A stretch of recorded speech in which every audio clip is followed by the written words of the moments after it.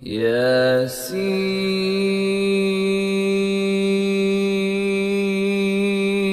Assalamu alaikum wa rahmatullahi wa barakatuh. Peace be with you, my dear brothers and sisters. This is your brother Omar Suleiman.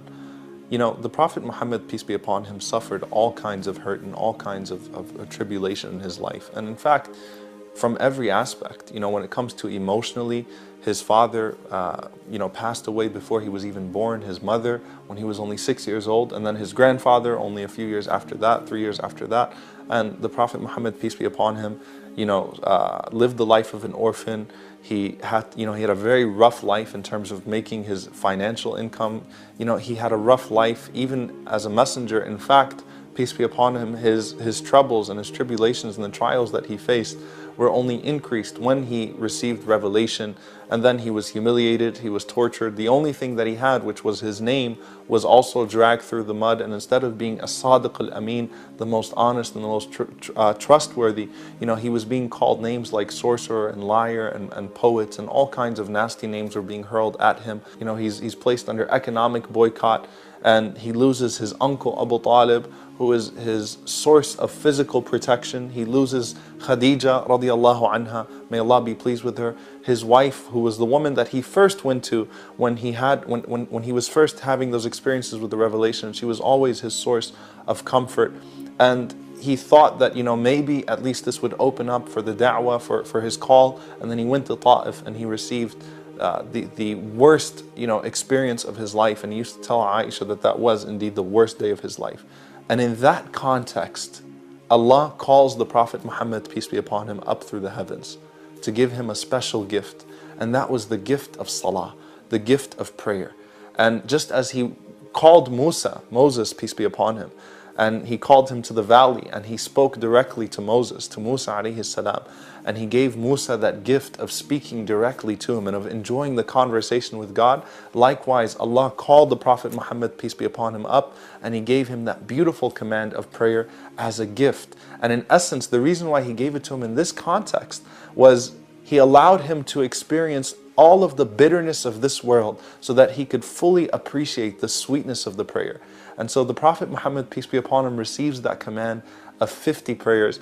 And likewise, as this was the only command that was given, in the heavens and not on the earth. Likewise, as the great scholar Imam Hassan al-Basri said, radiyallahu anhu, that as-salatu mi'raj al-mu'min, that prayer is actually the ascension of the believer. Meaning, if you want to ascend through the heavens the way the Prophet Muhammad, peace be upon him, did, then you ascend through that prayer. You speak directly to the one to the one who spoke to the Prophet, peace be upon him, and we enjoyed those conversations with him.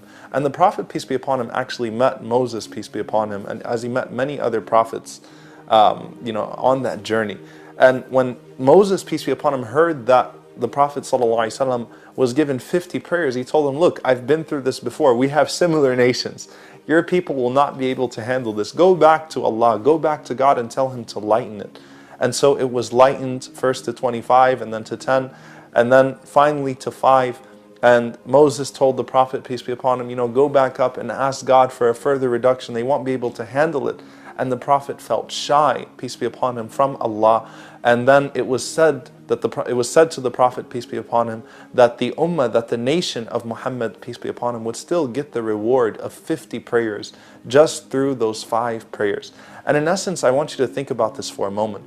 The reason why the Prophet Muhammad, peace be upon him, said, جُعِلَ قُرَّةُ عَيْنِي فِي الصَّلَاةِ, that the coolness of my eyes was placed in my prayer, is because God gave it to him as a gift, as an escape from this world, so that he could taste the sweetness of that relationship with God. And so whenever anything happened, whenever anything troubled him, he would always run back to the prayer, and he'd always find his comfort. أَرِحْنَا بِهَا يَا بِلَال, comfort us with it, O Bilal.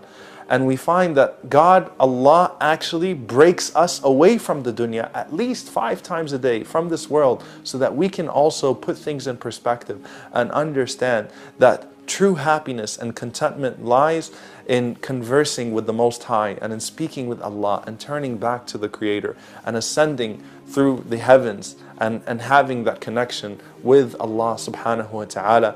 And on a final note, I just want you to think about this. The scholar said very beautifully that God prescribed in 5 prayers the reward of 50. And the original command was 50. And can you imagine if our lives were spent every single day we had to pray 50 prayers? And that is in essence to tell us that the intent of our life, the reason why we were created, وَمَا خَلَقْتُ الْجِنَّ وَالْإِنسِ إِلَّا لِيَعْبُدُونَ.